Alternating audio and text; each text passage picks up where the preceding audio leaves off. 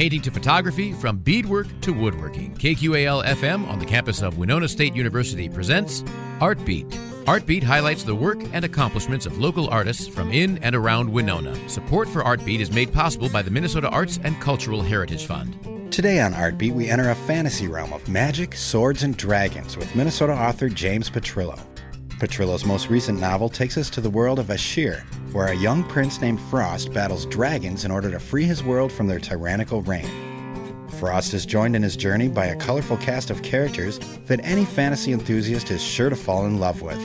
But let's hear about it from the author himself. I'm Bill Stoneberg with Minnesota author James Petrillo on Art Beat. I'm here with James Petrillo. He's a Minnesota author, and he's got a new book out called Ashyer, and it's a fantasy novel.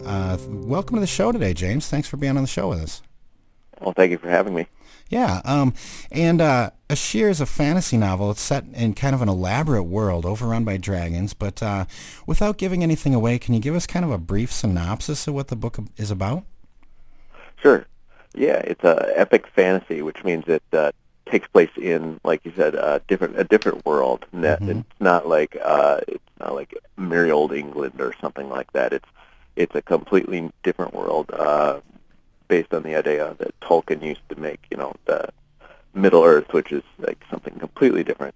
And my world has been overrun by dragons for 1,000 years, and I like to walk the line between science fiction and fantasy. So one might say that this is a science fiction book masquerading as a fantasy adventure, because I like magic and dragons and fantasy, but I am also very intrigued by science fiction. So in my world, another planet approaches the world of Ashyer once every year, and that's where the dragons come from to pretty much take everything from the humans, who are like now the dwindling population on the planet of Ashyer.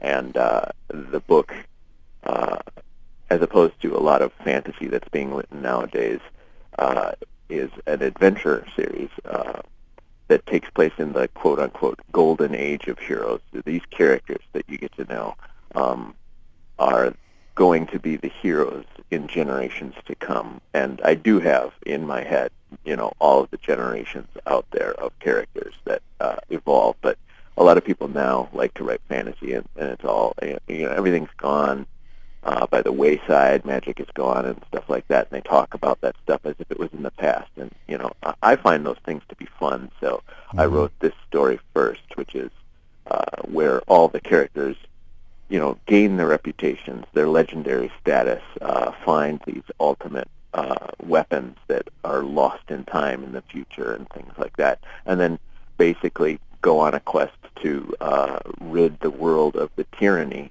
that they perceive. However, it becomes more complex, because the other thing that's been lost to the only thing, I would say, that's really been lost to time other than lives prior to this book is the history of the world. So they don't really know their own stories. Okay. The story of the human race, the story of the different races on the planet, and why the dragons do what they do. And they start to figure things out as the plot goes on and question, what are we doing? Why are we on this quest? Things get divided between people's opinions. Because I don't believe in one of the old tropes from fantasy, which is, certain things are evil all the time, certain things are good all the time. I don't believe really in the good and evil thing in fantasy, because I think that that's kind of a scapegoat that people take. It's like, oh, we're going to fight this because it's evil, and there's personal reasons behind everything that goes on, and the character motivations shift and change based on their perception of the world and their ideas for the future of it. Wow, there's a lot to unpack there. I like that you said the sci-fi thing, because we've known each other for quite some time, and I knew you were into sci-fi. And when I started reading this, the whole idea of another planet that comes close and then dragons coming from it, I was like, Ooh, this is like, yeah, I caught that, the little sci-fi in there. That's really cool. And then that's another thing I was going to bring up was, will there be more books? Is there more to the story? So some of these characters that you've created, we're going to get to see them develop even more and become heroes in their own right, or? Yeah, well, it really depends on who screams louder in my head, because Okay. I do know all the stories in my head, but it's whatever calls to me at the time. I have started writing the next piece of this story in book format. I have all sorts of short stories for the different moments in lives and different generations in the future, and I know where the story goes, Mm-hmm. but I don't know who gets to speak first, if you will, because it's hard to decide, and I think that my readers have actually influenced that as well, because I wrote it with the character Frost.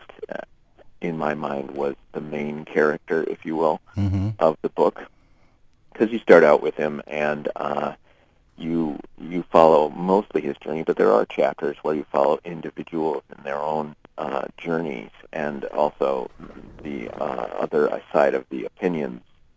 You follow them and the dragons as well, because the dragons in my world are not just dumb animals. They have their own civilization, and they are Right. intelligent. But some of my readers have said, I loved your main character. She was awesome. And then I had to think about it for a second, and Oh. there's a character, her name is Nightshade, Mm-hmm. and uh, she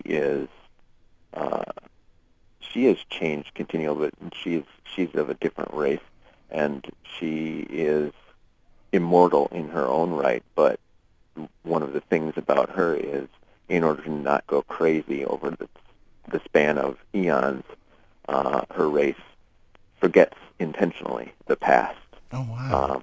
so that their lifetimes go kind of in mirrors with the lifetimes of the people that they travel with. So she has a journey that she goes on as well with it. And some people have viewed her as the main character, and I've realized that that is possible. It's almost like a baseball team. You could have a star pitcher or something, and people say, they're the main quote unquote character of this particular team, but it's a whole group effort, and Mm-hmm. that's one of the cool things about fantasy, is you get this group going, and then people identify personally with different members of the cast, if you will, and they, there is no, this person has to be the leader, this person has to be the main character. I wrote it with one thing in mind, but every reader is different.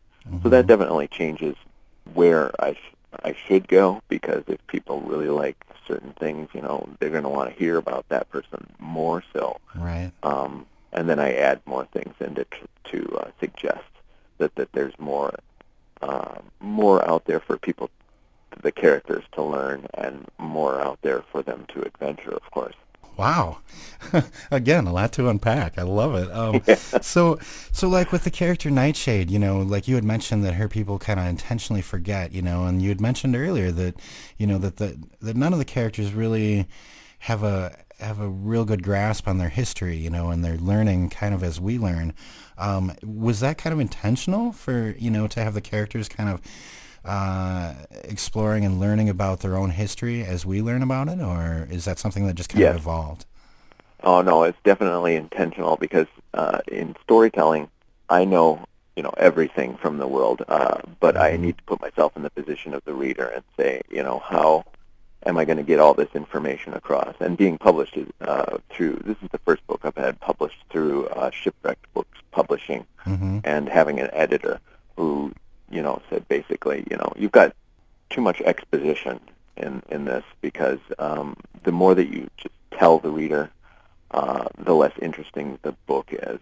So, I mean, it went through 6 rewrites before it was printed, because one could say I learned how to write with this book. I've always been a good storyteller, I think, Mm-hmm. but I've learned how to write a novel in this sense, because we experience through the characters, because we don't know it, and they didn't know it either, but it was a good vehicle to bring the reader into this world. And this first book is attempting to teach everything there is that we can know so far, at least in this story, about the world. Because when you first pick up the book, you don't know anything about Ashyer. Right.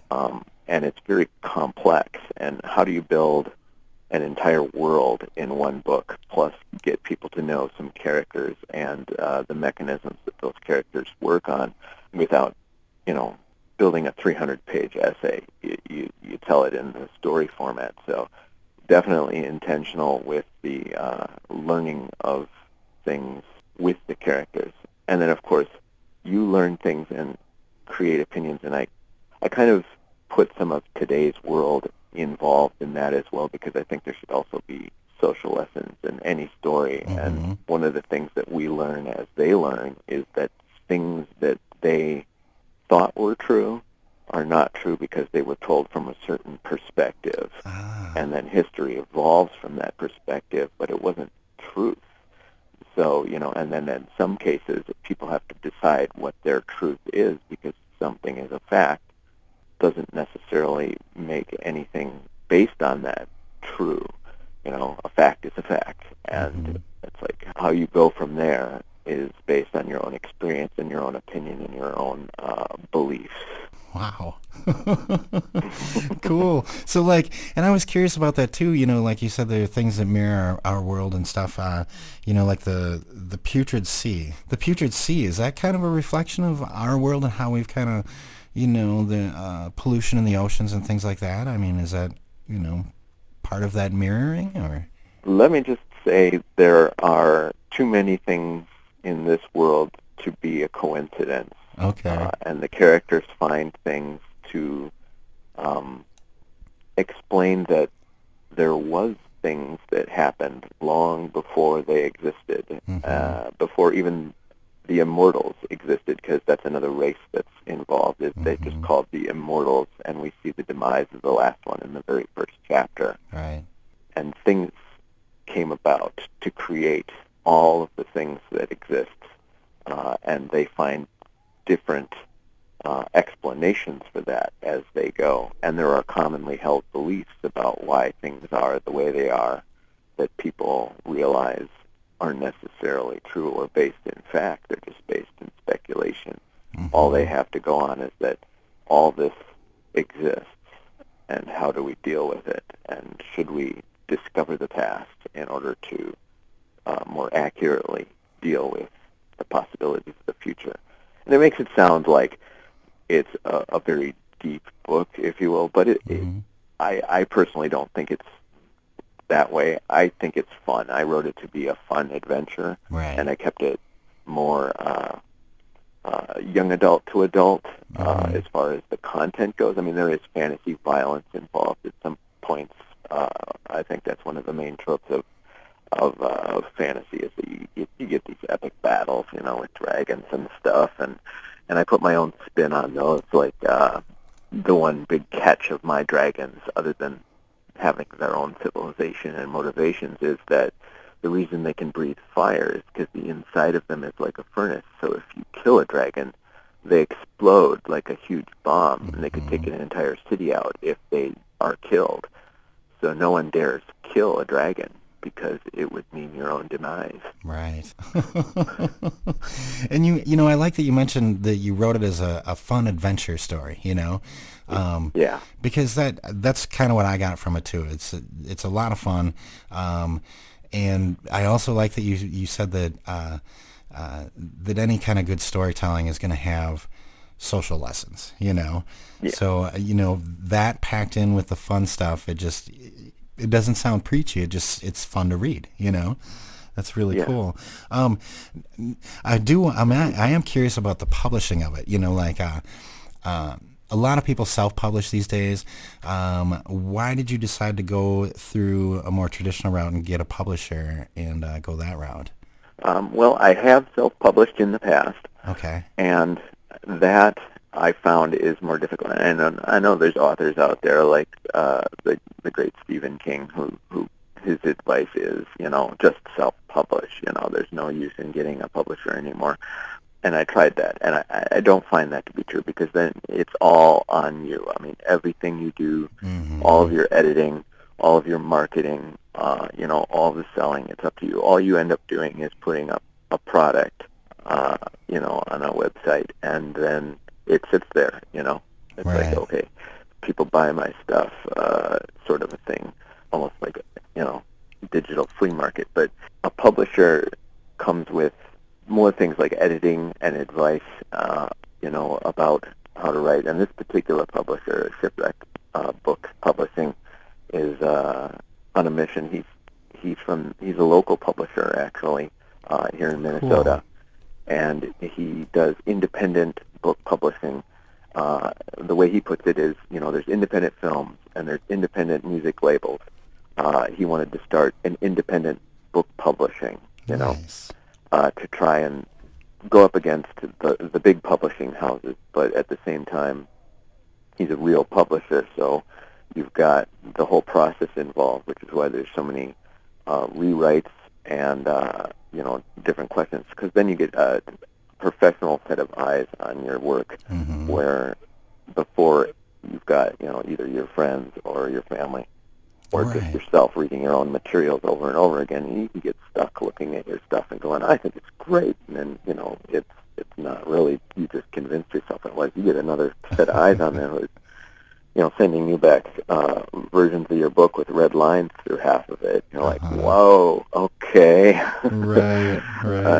And then you start reanalyzing the way you write, how you write, what you're trying to say with your story, and it evolves in that process. So if you want to be a real writer, you really have to go the route of outside help, whether that's publishing or some kind of group.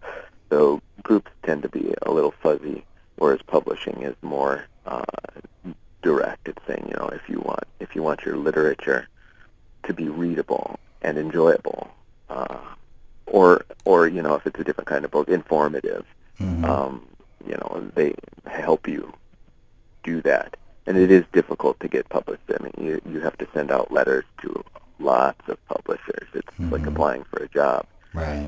So you have to have a good product to begin with, just in order to be, called back, if you will. 'Cause, Yeah, they're not going to take everything. I mean, he gets thousands of submissions a year. So. And it's tough to wear all those hats. If you were to self-publish, it sounds like going through a publisher, it's allowed you to focus on the writing itself, with that guidance and all of that help, and the help with the marketing and things like that, I mean, I totally agree. That second pair of eyes, man, that can make or break something, no matter what you're creating, I like that. And I actually had a third pair of eyes on this book, because my publisher, this is the first time my publisher has done fantasy. Okay. So he brought in another one of his writers as an editor with him, Nick Osmond, who's also credited in the acknowledgments, who is,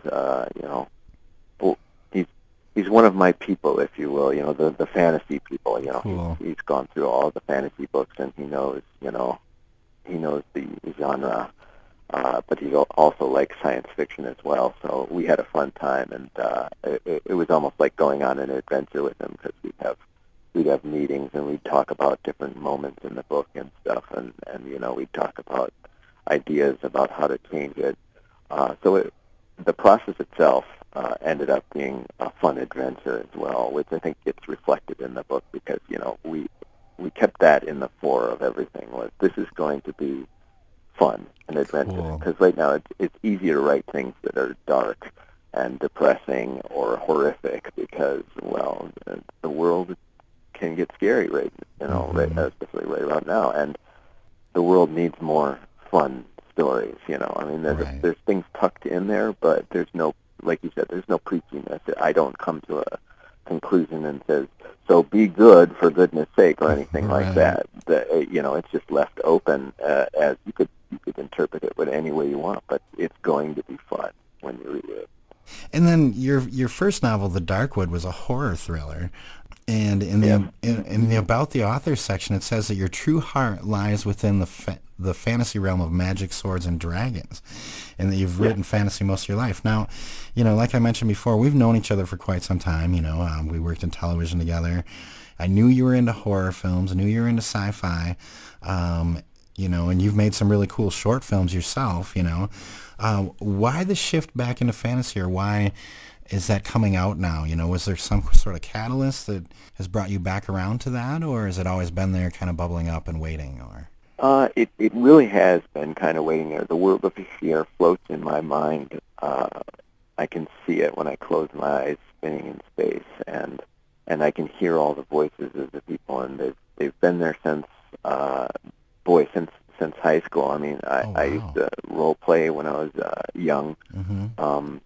And then I got into, reading Tolkien when I was young as well. And then as I got older, I started playing Japanese role-playing video game, and some of that's reflected in there too. But like I said before, Stephen King is one of my favorites, and he actually does write fantasy at times. It's just very different.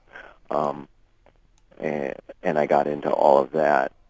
The first book I wrote was a horror, and it just, at the time, I had a story that linked all my nightmares together, and I had to write it down because I've been plagued my entire life by nightmares, and it was a good cathartic exercise to get all of those things jotted down. I just one night had a through line that connected them all, and that was the Darkwood Forest. And I put them all together into one package. And then after having gone through that process and not, being completely exhausted from writing, I went on to Ashyer, because Ashyer was still spinning there even when I was writing the Darkwood. But it is so big, I didn't want to start there. Okay. It's kind of like I didn't want to mess it up, Right. So I started somewhere else that was a little easier for me, because they were, my nightmares easy to write down, or at least for myself, they were easy to write down. And then I dove into Ashyer, having gone through the process of building an entire novel, chapter by chapter. I knew how to do that, and then getting it published taught me how to go through and then actually write the story. So I'm glad that I waited with the fantasy, because I think I got the fantasy right. Not to say that the Darkwood is bad. You can just, if you were to read both, you can see a dramatic shift in the way I tell the story. Okay. Because there's a lot of exposition where I just explain things to the reader in my first stuff, and in this one, you experience it. Once again, I go to the readers. I think a lot of people who read both, the most frequent comment I heard about the Darkwood was, "It was a great story. I like your story. Neat story. Okay. Scary story, creepy story, stuff like that." Mm-hmm. When I hear stuff about this one, they're like, "Oh, I love this character. They're my friend. I can't wait to hear from them again. Right. The world is so vivid. I can see it in my head. I love the pictures. I love this place. I love that place." And they're using, it's like they lived in my world for a time, and they miss it. And I didn't get that from the first book, so I know that I've evolved as a writer. Yeah, it draws you in, it really does, and the characters are really cool. It's like, I thought it was interesting when you said that, some people find, the main character to be someone that maybe you didn't think of before, like Nightshade or something. And yeah, it does. They all have their own cool little unique traits and behavior. And then I also wanted to mention, you sent me this book, and you wrote in it that within these pages are the dreams I have whilst walking in the woods. And I really like that, because I love the outdoors and nature and stuff like that. Is that where you get your ideas? Do you actually go out and walk around and just kind of dream things up, or what inspires you to write like that? Yes, some of the time, especially when I used to be able to get out more, before responsibilities take your life away. Right. I would walk through the woods, and I would imagine, and when I would walk through the woods, I would be in Ashyer, and I could hear those voices whispering to me. I could hear dangers that weren't actually there, but I could imagine them being there, and how I would be equipped to walk through the woods of a fantasy world. And I would think, how long has this river been here, and what has it seen? Has it seen the magic of old? Has it seen wizards, trod the path that lies next to it at one point that it'll never tell us? But I could think of these things, and I could write them down, and I just see those things. So those are the things that I dream of when I'm in the woods, of the magic of nature. And there's a lot of, I think there's a lot of nature in the book itself, because that's where it starts for me. But also, story-wise, there's not much civilization left after 1,000 years of ravaging. So that's all they've got left. Right. And you create a really cool world with it. It's neat. And then, you did, and you also mentioned, before life takes over, and responsibilities come in, since I've last seen you, you've become a father of 2 boys. And does that affect your creativity at all? Like, does being a dad kind of inform your writing at all, or? Well. And congratulations, by the way, a little late, but Thanks. Being a dad teaches me to look from different perspectives, I think, that I didn't think of before. So I have these stories in my head, and then you learn or earn, if you will, this ability to see through other people's eyes and understand that there are different ways to look at every problem and every life.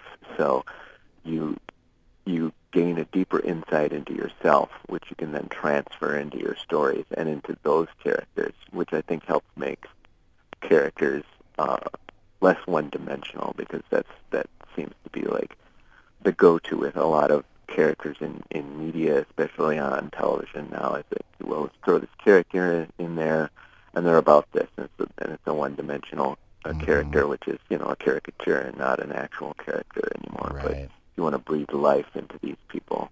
You have to breathe that life into yourself and transfer it into them. Yeah. I mean, so when you're coming up with these characters and kind of, creating their traits and their behaviors, things like that, do you pull from, people or, things that happen to you during the day and interactions with other people, or? Oh, definitely. Most of these characters, like I said, this is the golden age, which would harken back to when I was young, and some of them are ideas based on some of the role playing that I did, because I would have an idea in mind. I always have a story in mind for role playing, and then players would change that completely. So I never get to tell my story, but some of the ideas of the characters were based on the people that I used to play with, and they know it. Cool. I mean, I've sent them the books, and I say, well, what do you think? What do you think of what I've done? Sort of a thing. Nice. And they've all loved it, because it's completely different from what actually played out back in the day, but my influences have changed since then, and I've added those things to the story. And you even have maps and stuff of the world of Ashyer in the back, and I always love that kind of stuff. It's like an added bonus. It helps you visualize the world. It's just kind of fun to look at. Stuff like that. It helps you get even more lost in the world, I guess. Is that how do you see that stuff right away when you're coming up with it? Like when you're, thinking about the world and you get enveloped in it, do you see the topography and the geography and all of that as well? Yes, actually, I in a sense, I start there. Oh, cool. That I've always started with the idea of the land, because that will shape, where you're going in an adventure is based on where you are. And yeah, I drew all those maps in the book. I actually found that harder than writing. I'm not pretty good at drawing, and I did that on my pad with a digital pencil, and I had to learn how to draw certain things, like in mountains and stuff. And, I did it in a fantasy style, so that's one of the things that you see a lot in fantasy books, is because when people are experiencing this world for the first time, I can describe it in the text as much as possible, but it helps to have something where you say, okay, now I can look back at this map and say they're standing here on this road, so that's why they're looking at the city of Olan, and this is where this battle's going to take place, because I can give direction, but if you don't have the full picture, it's not as good. I don't think. For me, I always looked to the maps. Back in the day when I would read things for the first time, I'd be like, oh, I don't know where that is, so I'd look for the maps. And books, some of the books I read now, the fantasy books, they don't include maps, and I end up looking them up online just so that I can look at the map while I'm reading the book, because I'm like, I'm a little lost here. Where are we? I got to see this in order to be able to visualize it better. Right. Well, like I said, it's like an added bonus, it helps you, get even more lost in the world, get more connected to it, I think, really. Yeah. Well, when I was at one of the book festivals, I was signing books, and between selling them, I could stand up and shout about my book, which, I don't know, authors don't usually do, but I like to do that. Nice. Weird. I stood there, and that was one of my things I would say is, dragons, free maps. Oh, wow. Nice. Oh, that sounds great. And speaking of which, you have a reading and book signing this Thursday, August 1st, at the Lanesboro Public Library, and that happens at 7 p.m., right? Yep, at 7 p.m. I'll be there. I'll be all dressed up again in my medieval garb, because nice. I like to. And I'll be doing reading. I'm going to be reading from the beginning of the book, because it's difficult to pick up section, right. Later in the book, because people don't know what you're talking about. We're talking about world building, and then you can't really drop something in the middle of nowhere on people. But I'll do a reading from the beginning, answer some questions if anyone has any, and do signings. Awesome. And speaking of which, I was wondering if you might want to read a passage for us now today. Sure, I can. Cool. It'll be from the beginning, so it's a little easier to jump in on here. If you want me to go for it, I can. I'll give you a little introduction, just so that people know. We're dealing with three characters at this point. There's just Frost. He's a prince. Ty, his best friend. He's like a thief. And a wizard named Cirrus. And the two younger boys, Frost and Ty, are in the forest, and they are in a training session. At least they think they're in a training session, but they've been besieged by goblins, and they're trying to deal with a life and death situation now, where they thought they were just training. So here we go. The wizard descended in an electromagnetic sphere. Frost yelled, "Summoning goblins is a pretty dirty trick, Cirrus." "I suppose you had your eye on us the whole time," Ty said, "just waiting for the last moment to intervene." "I would never summon such vile filth," the wizard boomed from above them. His voice resumed, but only as a whisper in his students' ears. "This horde is not part of your exercise. Things are afoot that are well beyond my control." Frost felt momentary vindication, for his initial gut instinct about Cirrus's innocence had been right. But this was quickly quashed by the sinking feeling and an alarming thought. We're surrounded by goblins, in a situation that is beyond the wizard's control? "What do we do, Cirrus?" Frost muttered under his breath, knowing the wizard would hear him. Cirrus's answer was not terribly reassuring. "The goblins are held at bay by fear at the moment, but their hunger will soon prod them to desperate, bestial bravery. I cannot kill them all. If I strike, the survivors will likely rip you to pieces." "We know all that," Ty whispered impatiently. "But do you have a plan?" "Of course I do." The wizard's reply was tinged with mild annoyance. "When have you known me not to have a plan?" "When I strike them, Ty, you throw your vial of fire potion straight up. Aim it at me. Put a good spin on it. Then, just before it hits me, Frost, fire an arrow directly into the center of its base.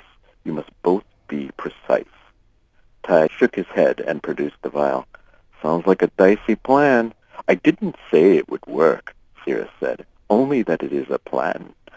Frost nodded and knocked an arrow. The goblins, seeing this action on the part of their prey, rallied. Breaking the stalemate, they rushed in. "Now!" Sirius's voice boomed.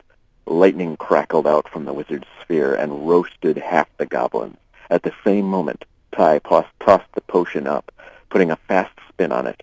Frost, honed by hours of practice shooting down targets, took split-second aim and let loose the arrows.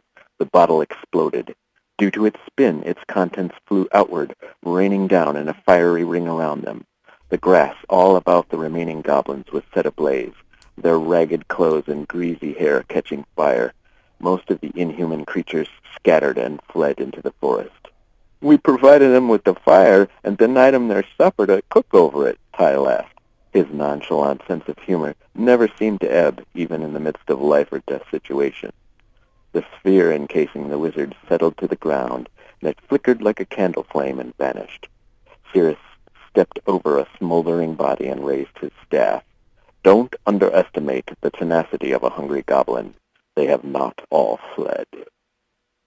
That would be like the climax of the battle at the very beginning of the book. Yeah. I chose to start with a battle just to introduce what's at stake and the characters themselves. Right. No, it's a great way to start. I love it. And if I remember correctly, do you have a little bit of theater background as well, right? I was in professional theater for 4 years and did children's theater for 4 years as a teacher and technical director. Nice. So, might we see like an audiobook or something coming out soon, or? Well, I'm contemplating doing that for the first year.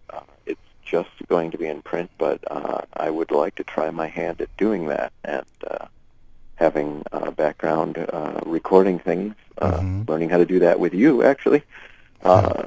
We might just tackle that. Oh, I think that'd be fantastic. I do like doing the voices and the sound.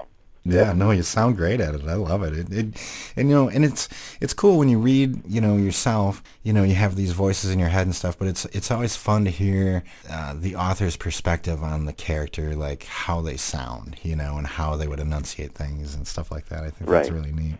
So, like we said, you have a signing this Thursday, August 1st at 7 p.m. at the Lanesboro Public Library. Will we be seeing more signings in the future? We have 4, and we're setting them up as they become available. Sometimes it's just a place that says, we're looking for authors, and they come to the publisher, and then the publisher offers it to people, and if I'm free, I go. Okay. But the James Petrillo author Facebook page, I always publicize whenever I'm having signings, and we intend to continue that as time allows. Nice. So the best way to find out about signings and events and things would be to go to your Facebook page? Yep, or shipwreckbooks.press, and that's shipwrecked with a T instead of an ED. Right. Okay. Cool. So check out James Petrillo, author, right, on Facebook, or Shipwrecked Books. Great. And then I did want to mention, too, there's a trailer for the book on YouTube. That's really cool. I think people should check that out. Maybe that'll get them in and direct them to your website and stuff like that. Yes. We put that, or I put that together because I couldn't help myself, got to make a video out of everything. Yeah. I was going to ask you about that, if you would produce that yourself, so cool. Yep, just kind of threw that one together with all of my marketing materials, and then Brent Meyer, a friend of mine, made the music because he read the book and he was like, I can't not make music, and he does a lot of music for a lot of different things, and he's been actually writing music for each chapter because it takes him on a journey, he says, down a rabbit hole each time, and he has to go write something that he hears, because when he reads the book, he hears the music that goes on. Right. So, with that in mind, maybe would there be music on an audiobook that's included? A little mood in the background, or? Well, I would definitely talk to Brent about that if I were to tackle this as a full audiobook. And he's completed his project because he's doing it just because he can't not. That's cool. And I'm sure that he would want his music out there as well because he does the very cinematic type stuff. Well, you hear it on the YouTube video when you watch it. He just threw that together because he was like, I love this, and I've got to, I can't not. Can you put this on there? I'm like, Nice. sure. Awesome. Oh, I love it. More collaboration in different styles and different types of media. I love it. And, speaking of which, like your background in film and television and stuff, are there any thoughts of like making a film out of it? Well, if somebody wanted to make a film out of it, we could go down that route at that point. But I think I've given up personally making films just because, it's, just making short films was almost like a lifestyle change. I mean, once you're into that, it's an entire world, and this world of writing I can pick up and put down when it calls to me. So you can't really do that with film, as you know. When you're on a project, you've got deadlines and people, and when I'm writing, it's me and the keyboard or the pad of paper. If I have nothing else, I've got an idea, I've got to get it out. Right. So, and focus on. Yeah, if somebody else is making it into something, I might. Cool. I let them, but as long as they had some sort of say in it. But that's not the intention behind it. Okay. I was just curious, I mean. Yeah. For sure. I just want to share my stories and hopefully give people some fun adventure to go on. Right. Escape for a while into another world. Mm-hmm. So, you mentioned that there's more to this world than just this first novel. Are you working on a sequel right now, or the second book, or can we expect one soon, or where are we at with that? Timing, I'm not sure about. The beginnings of it are in draft right now. All the pieces are in my head, of course, but how to get them out is difficult, because I lean, in the next one, if I follow the path that I'm on, I lean much more into the realm of science fiction, the science fiction realm that deals with theoretical principles, because there was an idea stuck in my head. One of the characters in the first book experiences something, and it doesn't go away by the end of the book. And I like to call it a slice of infinity, or a sliver of infinity. If you were to get a sliver of infinity under your fingernail, that would still be infinity. You know what I mean? Mm-hmm. So I get into some really weird science fiction principles with the ongoing stories, but it all depends on which character speaks to me at the time. Okay. So we're going to see some more, we're going to get deeper into this world, I'm suspecting, aren't we? Much deeper. And if people continue to like it, I'll keep going, because, like I said, there's several generations of characters. Nice. Some characters live longer than others, and, just naturally. But that continues through the line all the way. Nice. So I'm talking to James Petrillo. He's the author of Ashyer. He's a Minnesota author, and he's got a book signing this Thursday, August 1st at 7 p.m. at the Lanesboro Public Library, and hopefully many more to come that we can check out. So check out his Facebook page, obtain the book somehow, get it in your hands and read it. It's, like he said, it's really fun. Just look for it out there, Ashyer.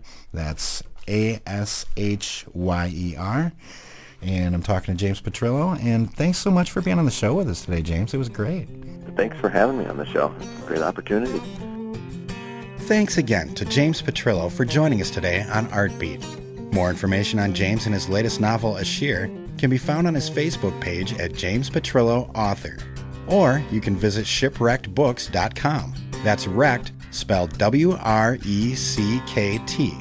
For more conversations on art, tune into Artbeat Tuesdays at 12:30 right here on 89.5 KQAL. I'm Bill Stoneberg, and we've just heard from Minnesota author James Petrillo on Artbeat.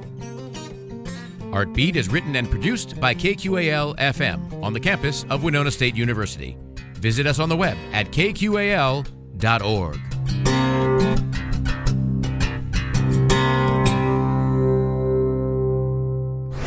Is art an important part of your life? Find podcasts of Artbeat and all your favorite KQAL shows by going to kqal.org and looking for program archives under the Media tab. Artbeat is made possible by a grant from the Minnesota Arts and Cultural Heritage Fund.